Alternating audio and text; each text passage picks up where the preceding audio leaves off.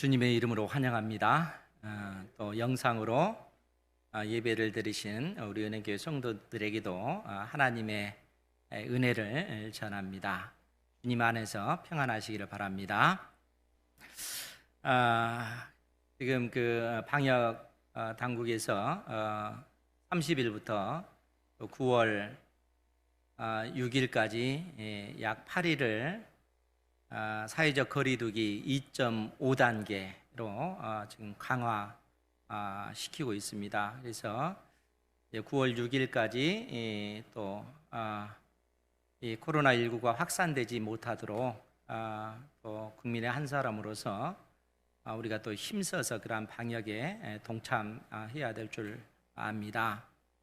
이런 상황 가운데서 또 이제 일부 교회에서는 우리는 비대면 예배를 드릴 수 없다, 대면 예배를 드리겠다 이렇게 주장하고 이제 일부에서는 또 이처럼 강행하고 있는 그러한 상황입니다.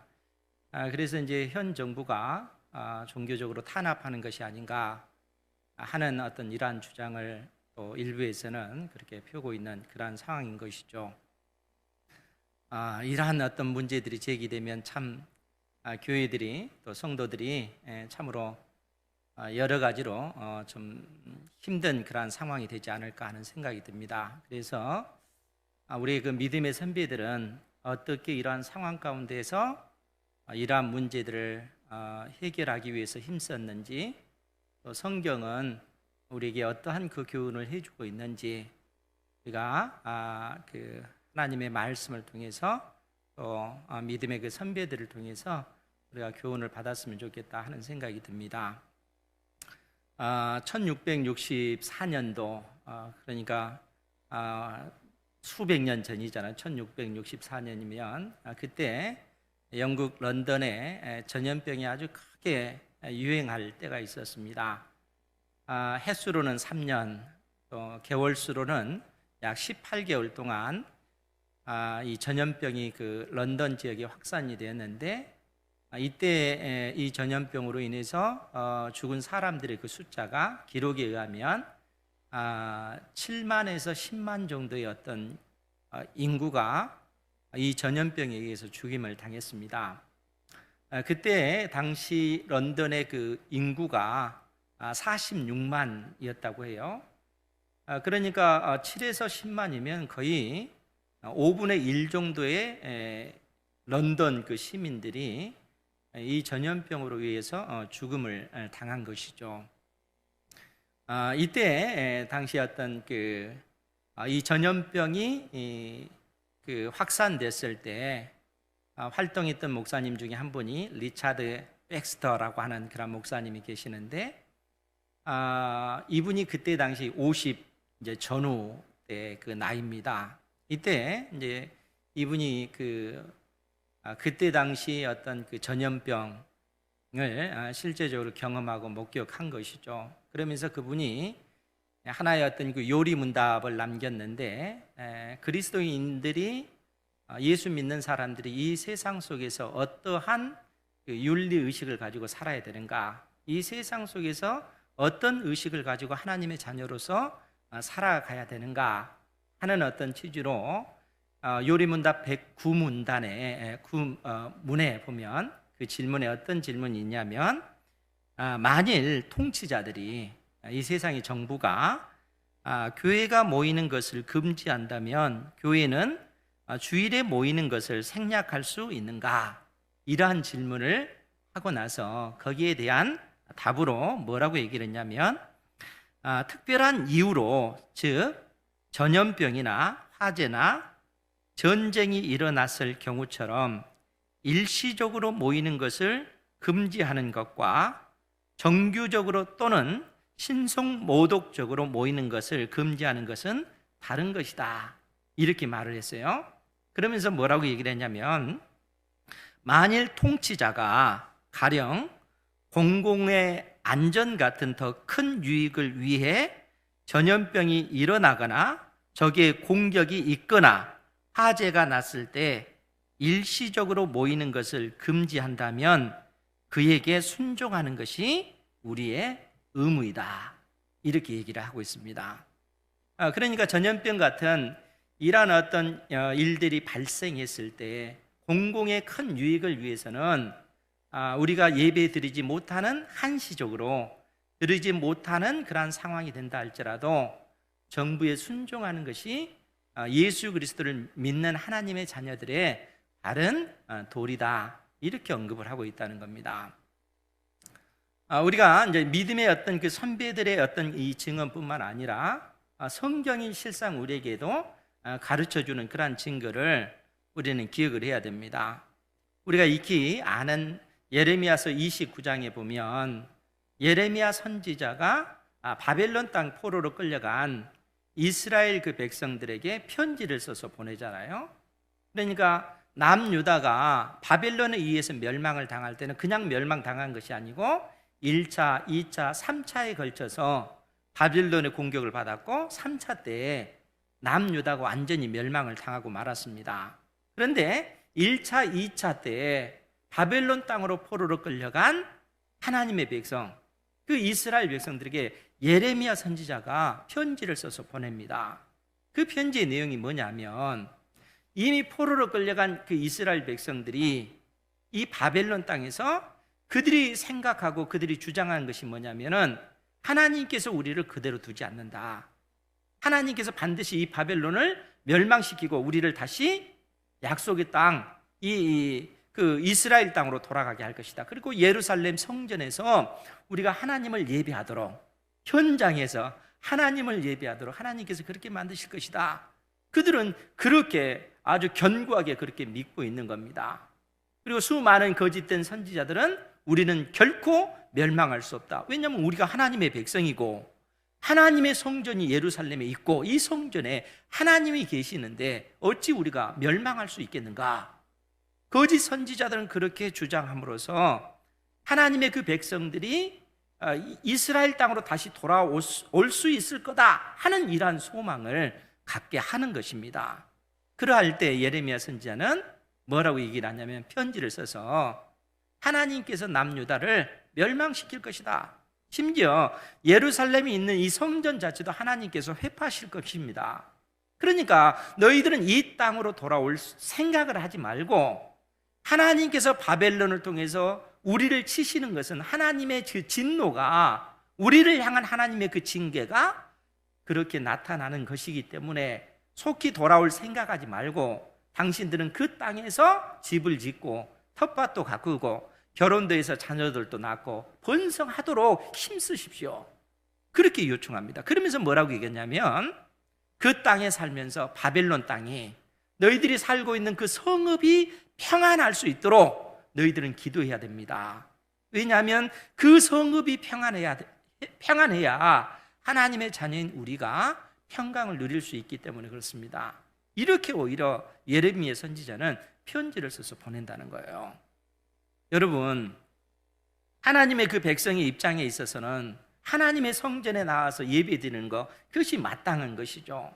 그런데 하나님께서 택한 백성 이스라엘을 향해서 징계하실 때는 오히려 이스라엘을 망하게 하셨고 하나님의 그 성전 자체도 하나님께서 회파되도록 만드셨으며 오히려 하나님의 영광은 이 성전에서 떠나 바벨론 땅에서 포로로 끌려간 그 백성들 가운데 하나님의 영광은 임합니다.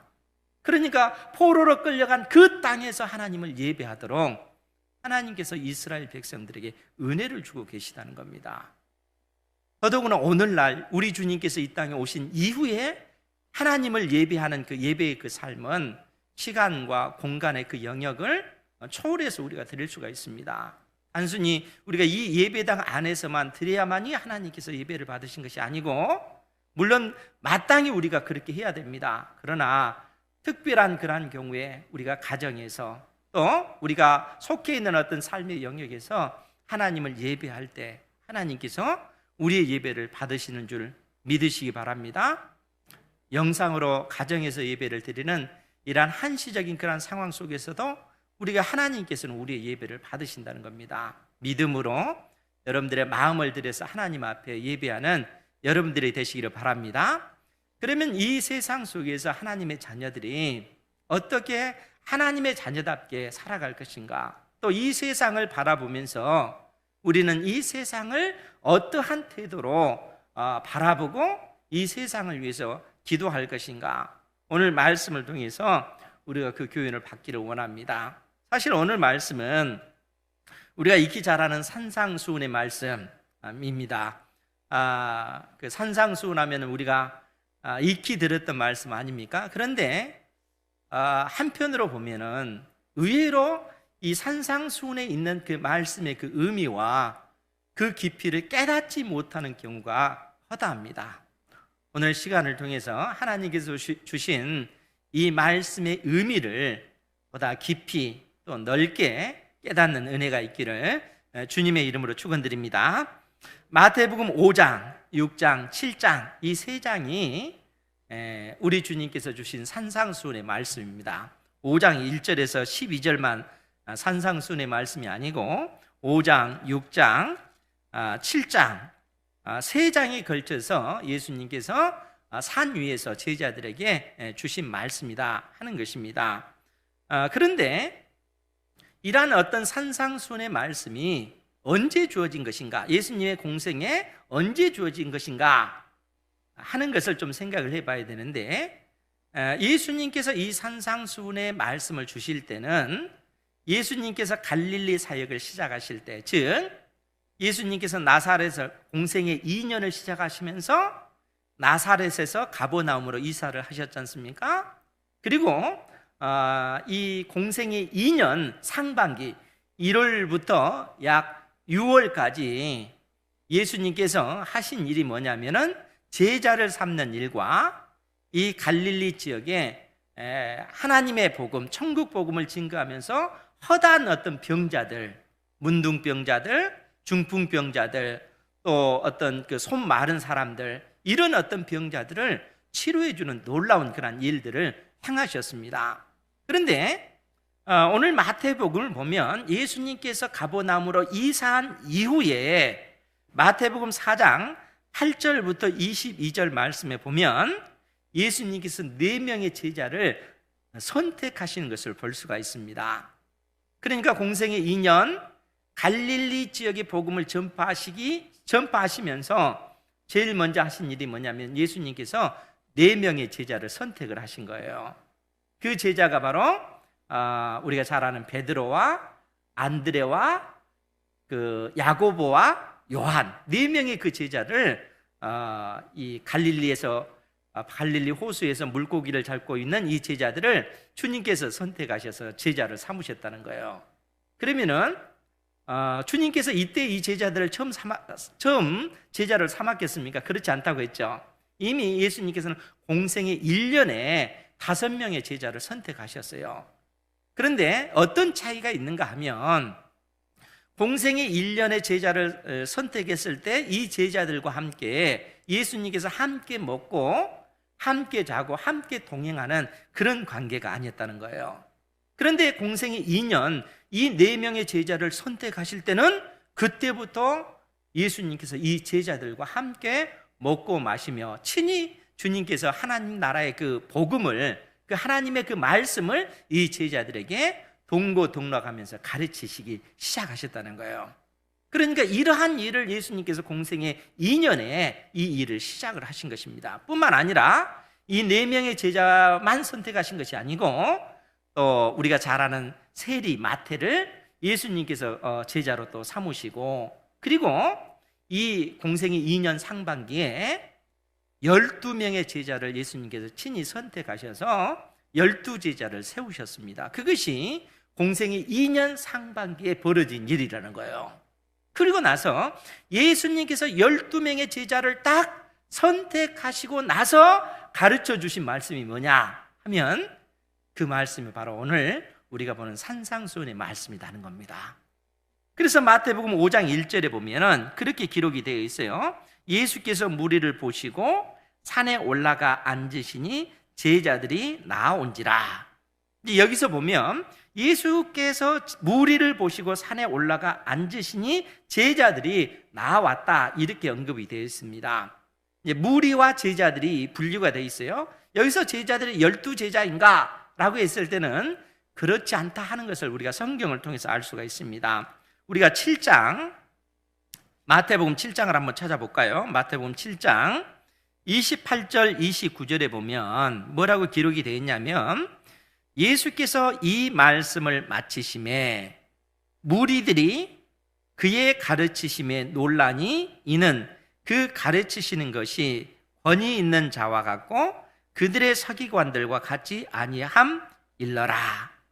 그러니까 마태복음 7장 28절에 예수께서 이 말씀을 마치심에, 산상수훈의 그 말씀을 마치심에 무리들이 예수님의 그 가르치심에 크게 놀랐다라고 이야기를 합니다. 그러면 여기서 이 무리들이 누구겠어요? 여기서 이 무리들이 제자들이라는 거예요. 그러니까 예수님의 그 12제자뿐만 아니라 이때 당시 예수님을 따르는 많은 무리들을, 즉 하나님의 택한 백성들을 일컬어서 여기서는 제자들이라 이렇게 언급하고 있는 것입니다. 즉 산상수훈의 말씀은 하나님의 택한 백성인 오늘 우리에게 주신 말씀이요, 이 땅에 교회들에게 주신 말씀이라는 거예요. 세상 사람들에게 주신 말씀이 아니라 예수님을 믿는 하나님의 자녀인 우리에게 이 산상수훈의 말씀을 주셨다라고 지금 성경이 말씀해 주고 있는 것입니다. 그러면서 2절 이하의 말씀을 보면, 마태복음 5장 2절 이하의 말씀을 보면, 입을 열어 가르쳐 이르시되 심령이 가난한 자는 복이 있나니 천국이 그들의 것이며, 애통하는 자는 복이 있나니 그들이 위로를 받을 것이며, 온유한 자는 복이 있나니 그들이 땅을 기업으로 받을 것이며, 이 복이 있나니 복되도다 라고 하는 이러한 표현이 사실 1절부터 12절까지 무려 9번에 걸쳐서 등장하고 있습니다. 복되도다, 복이 있나니, 그 단어예요. 그러니까 이 산상수훈의 이 말씀을 통해서 하나님의 자녀들, 예수 그리스도를 믿는 우리를 향해서 복되다라고 그렇게 선언합니다. 왜냐하면 왜 우리가 복된 것인가 하면 천국을, 하나님의 나라를 우리가 상속받기 때문에 복되다라고 그렇게 언급하고 있다는 거예요. 여러분들이 복된 하나님의 자녀인 것을 믿으시기 바랍니다. 예수님께서 우리를 향해서 너희들은 복되다 이렇게 선언하고 있다는 거예요. 왜냐하면 천국, 하나님의 나라를 상속받기 때문에 그렇다는 것이죠. 그런데 이제 여기서 우리가 주목해야 될 것이 뭐냐면, 복되다 이렇게 선언하면서 실상 복된 사람의 어떤 그 모습을 보면 정말 이것이 복인가 하는 것을 우리가 고민하게 된다는 거예요. 왜냐하면 3절 말씀에 보면 심령이 가난한 자는 복이 있나니 천국이 그들의 것이며, 여러분 왜 가난한 사람이 복이 있습니까? 여러분 가난한 사람이 복이 있을 수 있을까요? 가난한 사람은 실상 복된 삶이라 일컬을 수가 없잖아요. 오늘날에도 우리가 가난하다는 것은 삶의 그 형편이 편하지 않다라는 그런 의미죠. 실제적으로 우리가 구약 성경을 보더라도 레위기 그 19장 9절에서 10절 말씀에도 제가 한번 읽어보면요, 한번 읽어드릴 테니까 잘 들으시기 바랍니다. 레위기 19장 9절 10절입니다. 너희가 너희의 땅에서 곡식을 거둘 때에 너는 밤 모퉁이까지 다 거두지 말고 내 떨어진 이삭도 줍지 말며 내 포도원의 열매를 다 따지 말며 내 포도원에 떨어진 열매도 줍지 말고 가난한 사람과 거류민을 위하여 버려두라. 나는 너희의 하나님 여호와이니라. 구약 성경에도 이 가난한 사람을 이 거류민과 같은 의미로 표현을 했어요. 여기서 거류민은 이방 사람들입니다. 그러니까 이 가난한 사람들은 자기 땅이 없으니까 먹고 사는 문제, 사람이 기본적으로 먹고 살아야 되잖아요. 그런데 먹고 사는 문제를 스스로 해결할 수 없는 그러한 사람이 이 가난한 사람으로 언급되어져 있습니다. 그러니까 구약 성경에도 이 가난한 사람들을 위해서 넉넉한 사람들은 추수할 때 다 추수하지 말고 그 추수 그 곡식이 이 밭 일항에 떨어졌거든 줍지 말라는 거예요. 왜냐하면 가난한 사람들이 그것을 그 걷어다가 생존할 수 있도록 너희들은 그러한 배려를 해라 라고 얘기하고 있다는 거예요. 그러니까 가난한 사람이라고 하는 것은 결국 이 부유한 사람들이 도움을 주지 아니하면 이 땅에서 생명을 유지할 수 없는 그러한 사람들이라는 거예요. 그러니까 철저하게 남의 도움을 받는 그러한 사람들이 가난한 사람이라는 거예요. 좀 더 심하게 얘기하면 이 거리에 그 노숙인들 있잖아요. 이 사람들은 다른 사람들의 그 도움이 아니면 살 수 없는 그러한 사람들입니다. 그러니까 성경에서 이야기하는 이 가난한 사람이라고 하는 것은 실상 이 노숙인과 같은 그러한 사람이라는 거예요. 그럼 여러분 생각해 보세요. 노숙인으로 살아가는 그 사람이 복됩니까? 그렇지 않잖아요. 그런데 성경은 뭐라고 얘기하냐면 그러한 사람, 그러한 삶을 사는 그 사람이 복되다라고 얘기해요. 그러니까 이게 물질적으로 우리가 그러한 것을 의미하는 것이 아니고 실상은 영적인 측면에서, 즉 심령이 가난한 자는 그의 영혼이 그처럼 가난한 사람은 복이 있나니 천국이 그들의 것이다, 이렇게 언급하고 있다는 거예요. 그럼 여러분, 심령이 가난하다는 얘기가 뭐겠어요? 우리의 영혼이 가난하다. 우리의 영혼이 가난하다 하는 그러한 것은 내 힘으로, 내 능력으로 살아갈 수 없는 존재다 하는 그 사실을 깨닫는 사람입니다. 그러니까 우리가 어떻게 하나님의 나라 천국을 상속받을 수 있는가, 그 천국에 들어갈 수 있는가, 나의 어떤 그 선이나 나의 행한 의로 내가 천국을 상속받을 수 있겠는가라고 했을 때는 우리는 그런 존재가 아니라는 거예요. 내 속에 선한 것이 없고 내 속에 의가 없다는 거예요.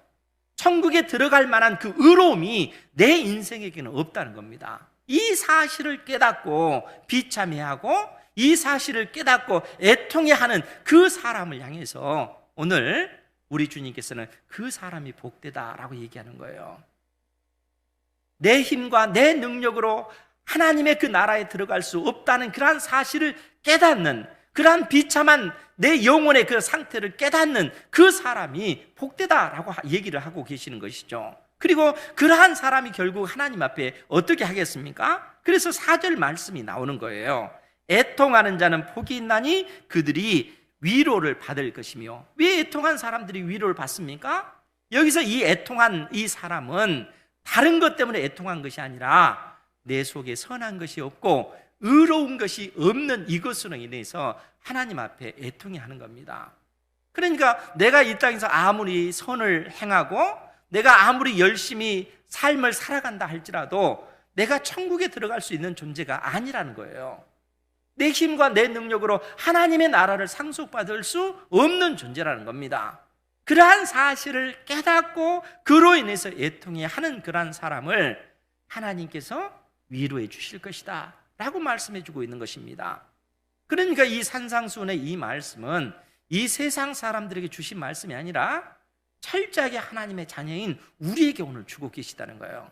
그러니까 우리 인생이 내가 어떠한 존재인가, 내 속에 선한 것이 있는가, 내가 내 자신을 내세울 만한 그 의로움이 나에게 있는가라고 했을 때 그러한 것이 우리 인생에게는 없다는 거예요. 그것이 인간의 본질적인 모습이라는 겁니다.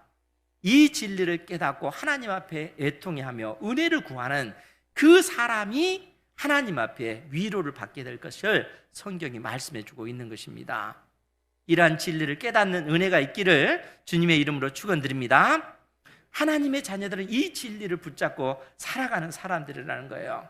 주님께서 이러한 진리를 지금 제자들에게, 하나님의 자녀들에게 말씀하고 계시다는 겁니다. 그러면서 우리 5절 말씀 같이 한번 볼까요? 5절 말씀 시작. 온유한 자는 복이 있나니 그들이 땅을 기업으로 받을 것이며. 아멘. 이제 여기서 이제 우리가 착각하지 말아야 될 것이 뭐냐면 이 온유한 자, 온유하다라고 하는 이 말에 여러분들이 착각하지 말아야 돼요. 여기서 온유하다는 말이 온순하고 또 그 순종적이고 순한 그런 사람을 온유한 사람 이렇게 표현한 것이 아니라는 거예요. 여기서 이제 온유한 사람, 이것을 오히려 이제 우리가 문맥을 통해서 우리가 이 의미를 파악하는 것이 좋을 듯한데, 여기서 이제 온유하다라고 하는 이 표현은 내가 하나님 앞에 비참한 존재라 하는 그러한 사실을 깨닫고 그것을 깨닫는 사람이 이 땅에서 살아가는 삶의 자세, 즉 겸비한 그 삶의 그 자세를 온유하다 이렇게 언급하고 있다는 거예요. 그런데 이 온유한 자는 복이 있나니 그들이 땅을 기업으로 받을 것이다 이렇게 선언하고 있는데, 이 말씀은 우리가 시편 37편 11절 말씀을 보면서 우리가 함께 그 의미를 파악하고자 합니다. 시편 37편입니다. 우리 다 같이 한번 찾아볼게요. 시편 37편 11절 말씀에 보면, 시편 37편 11절 그러나 온유한 자들은 땅을 차지하며 풍성한 화평으로 즐거워하리로다. 이제 이 말씀의 근거에서 주님께서 오늘 그 산상수훈의 말씀을 우리에게 주시는 것입니다. 그런데 이 11절 이 말씀의 의미를 좀 더 우리가 파악하기 위해서는 1절부터 그 의미를 좀 살펴봐야 됩니다. 왜냐하면 오늘 시편 37편은 온유한 자들이 이 땅에서 악한 자들에 의해서 이 핍박을 받고 또 고통받는 그런 모습을 지금 보여주고 있기 때문에 그렇습니다. 시편 37편 1절 이하의 말씀을 보면, 악을 행하는 자들 때문에 불평하지 말며 불의를 행하는 자들을 시기하지 말지어다. 즉 온유한 자들에 대해서 지금 말씀을 하고 계시는 거예요. 그러면서 뭐라고 얘기하냐면, 그들은 풀과 같이 속히 배임을 당할 것이며 푸른 채소같이 세잔할 것임이로다. 악인은 하나님께서 결국에는 이처럼 심판하실 거라는 거예요. 그러면서 3절 이하에 여호와를 의뢰하고 선을 행하라. 땅에 머무는 동안 그의 성실을 먹을거리로 삼을지어다. 또 여호와를 기뻐하라. 그가 내 마음의 소원을 내게 이루어 주시리로다. 온유한 자는 이 땅에서 어떻게 살아야 하냐 하면, 너희들의 그 삶이 어렵고 힘든 그런 비참한 상황 가운데 있다 할지라도 오직 하나님을 의지하고 하나님의 약속의 말씀을 따라서 순종하는 삶을 살아가라. 그래서 하나님 앞에 하나님의 약속의 말씀을 온전히 지켜 행하는 그러한 삶으로 너희들이 먹거리로 삼아야 된다, 이렇게 얘기하고 있는 거예요. 즉 예수 그리스도를 믿는 하나님의 자녀들은 이 땅에서 우리가 살아갈 때 때에 따라 삶의 환경으로 인하여 우리의 삶의 형편이 심히 어렵고 고통스러운 그런 상황 가운데 있다 할지라도 그 상황 속에서 낙심하지 말고 인내하면서 견뎌내면서 궁극적으로 하나님께서 우리의 삶을 이끌어 주실 것이고 악한 자들을 심판하시고 하나님을 경외하는 하나님의 그 자녀들에게 은혜를 주실 것을 믿고 너희들의 삶을 살아야 된다라고 지금 말씀하고 있는 것입니다.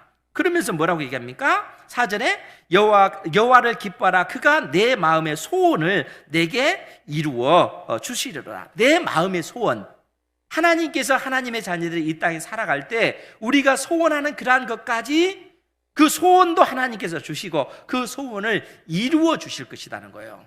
하나님의 자녀들과 주님께서는 동행하시기 때문에 그러하다는 겁니다. 그러니까 당장 눈앞에 닥친 현실의 그 어려움으로 인하여 낙심하고 절망하고 좌절하지 말라는 거예요. 그러면서 또 뭐라고 얘기합니까? 5절에 내 길을 여호와께 맡기라. 내 인생을 여호와께 맡기라. 그를 의지하면 그가 이루시고 내 의를 빛같이 나타내시며 내 공의를 정오에 빛같이 하시리로라.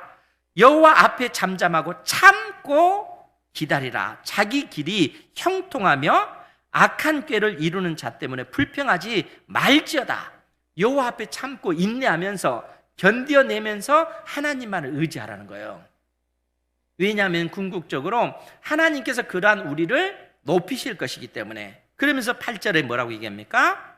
분을 그치고 노를 버리며 불평하지 말라. 오히려 악을 만들 뿐이라. 진실로 악을 행하는 자들은 끊어질 것이나 여호와를 소망하는 자들은 땅을 차지하리로다. 악한 자들은 이 땅에서 자기들의 그 땅을 확보하기 위해서 불의한 방법으로 그 땅을 차지하기 위해서 그처럼 그들의 어떤 삶을 살아가잖아요. 그들이 가지고 있는 힘과 그 권세를 가지고 자기의 배를 채우기 위해서 수많은 어떤 모략을 꾸미면서 온유한 자들, 하나님을 경외하는 사람들을 핍박을 하잖아요.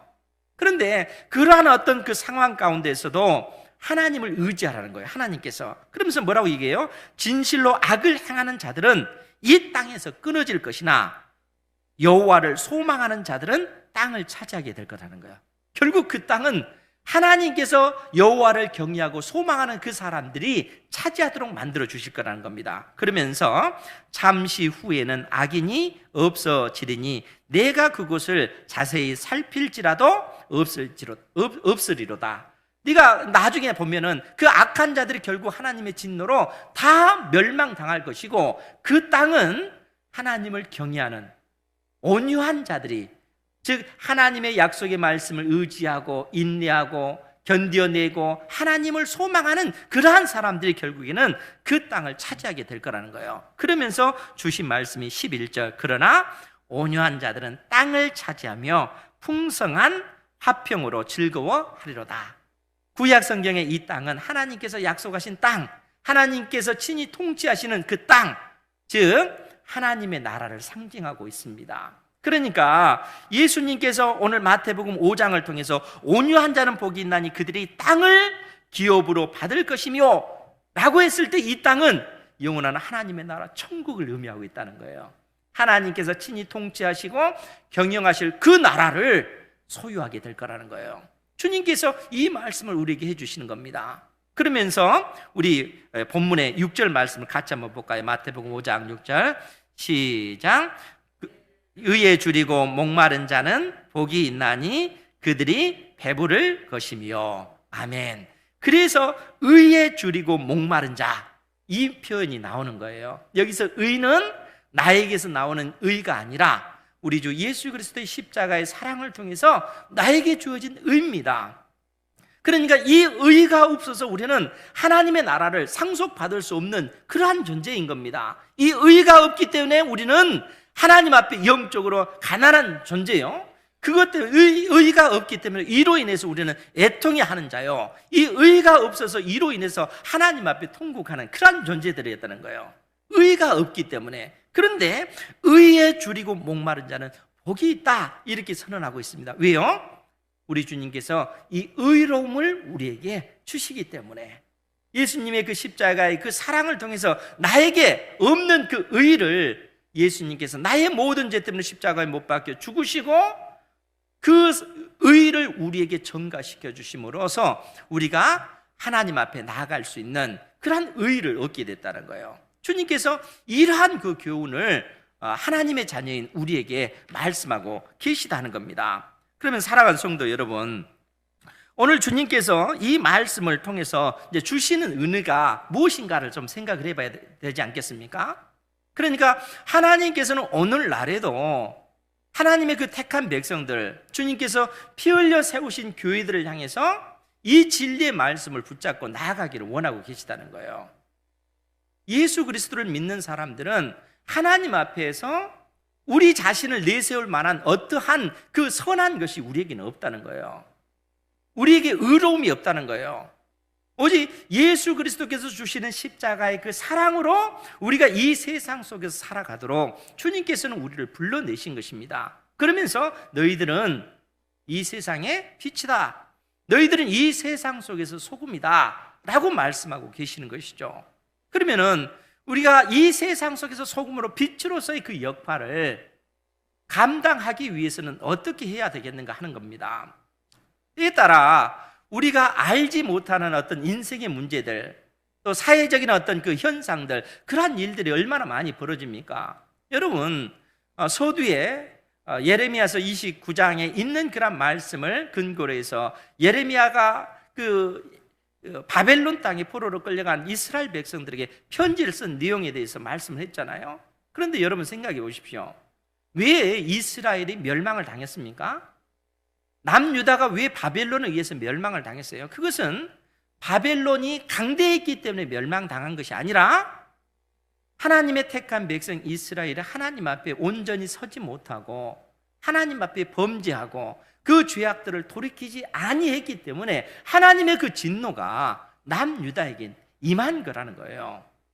그러니까 예레미야 선지자를 통해서, 에스겔 선지자를 통해서 주신 말씀이 뭐냐면, 지금 너희들이 당하는 이 환난이 하나님의 징계라는 사실을 깨달아 알라 하는 겁니다. 비록 이 바벨론이라고 하는 나라가 악한 나라이다 할지라도 하나님께서는 지금 이 순간에는 바벨론을 탓하는 것이 아니라 택한 백성 이스라엘이 하나님 앞에 바로 서지 못한 이 죄로 인하여 남유다가 멸망당하고, 그래서 이스라엘 백성들이 이방 땅의 포로로 끌려가는 이 비참함을 그들이 경험하고 있다는 거예요. 그러면은 그들이 이방 땅에 끌려가서 그들이 할 수 있는 일이 뭐겠어요? 그 땅에서 하나님께서 속히 이 바벨론을 멸망시켜 주기를 저주하면서 지금 그들은 있는 것 아닙니까? 예루살렘에 가서 예루살렘 성전에서 우리가 하나님 앞에 예배를 드려야 되는데 지금 그들은 이렇게 생각하고 있잖아요. 그런데 하나님께서는 이 예루살렘 성전마저도 다 무너뜨리시고 오히려 하나님의 영광은 바벨론 땅으로 친히 하나님께서 옮겨가셔서 그 땅에 포로로 끌려가 있는 그 백성들과 함께 해주시는 겁니다. 왜요? 그 땅에서 하나님을 예배하라, 그 얘기죠. 그 바벨론 땅에서 하나님을 예배하라. 그러면서 하나님의 택한 백성들에게 뭐라고 얘기합니까? 지금 너희들이 해야 될 일은 그 땅에서 너희들이 인내하면서 견뎌내면서 하나님께서 내리신 그 진노, 그 징계를 너희들의 몸으로 다 받아내라. 그러면서 인내해라, 견뎌내라. 그리고 오히려 이 바벨론 땅이 평화로운 나라가 되도록 너희들이 그 나라를 위해서 기도해야 된다. 그렇게 얘기합니다. 그 나라가 평안해야만이 그들이 살고 있는 삶의 터전이, 그들의 그 안전이 보장이 되기 때문에 그렇다는 거예요. 그럼 오늘날은 어떻습니까? 하나님께서 전 세계적으로 전염병을 허락하셔서 이로 인해서 수많은 나라들, 민족들이 고통당하고 있습니다. 우리나라도 지금 예외가 아니잖아요. 이러한 가운데 하나님의 자녀, 주님께서 피 흘려 세우신 교회가 어떠해야 되겠는가 하는 거예요. 사랑하는 성도 여러분, 정부에서 방역 협조하는 것 적극적으로 여러분 동참하시기 바랍니다. 그렇게 해야 돼요. 그리고 속히 이 코로나19가 소멸될 수 있도록 여러분들이 위해서 기도하시고, 그리고 이 땅에 내리신 하나님의 그 진노를 거둬주시고, 하나님의 자녀들인 우리가 하나님 앞에 바로 서지 못했던 이 죄악을 우리가 하나님 앞에 토해내야 됩니다. 그리고 그러한 가운데 인내하면서, 그러한 가운데 견뎌내면서, 그러한 가운데 하나님을 소망하면서 살아가야 돼요. 그러한 삶을 하나님께서 우리에게 요구하고 계시다는 거예요. 그것이 믿음의 백성들이 이 땅에서 살아가는 삶의 자세인 것입니다. 주님께서 오늘 우리를 부르신 그 뜻을 다시 한번 여러분들이 기억하시고, 주께서 오늘 우리에게 주신 그 말씀의 의미를 다시 한번 음미하셔서 하나님의 자녀답게 살아간다는 그 삶의 도리가 무엇인가 다시 고민하시고 또 하나님 앞에 기도하시는 여러분들이 되시기를 주님의 이름으로 축원드립니다. 아멘. 기도하겠습니다.